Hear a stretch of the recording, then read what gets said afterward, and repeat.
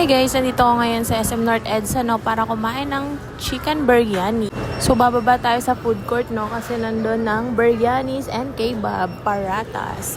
At ito na nga ang kebab Actually guys, napakasarap. Isang beses ko pa lang ito natikman. Then gutom kasi ako. Galing ako ng Japan Embassy. To Japan Embassy, pumunta ako ng Krame para magpa-fingerprint dun sa PNP Forensic Group sa Krame. Then after ko naman doon, bumalik ulit ako ng Japan Embassy para yung fingerprint na kinuha ko doon.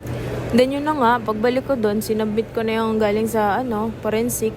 And then sabi sa akin, tatawagan ako para makuha yung police clearance ko mula sa Japan. 2 to 3 months ang hihintayin ko. And then after ko doon, punta na ulit ako ng MRT para sumakay papunta naman ng SM North. At dito na nga dito ako sa SM North para kumain dahil nagutom nga ako. Actually 4 PM na. This is my first meal.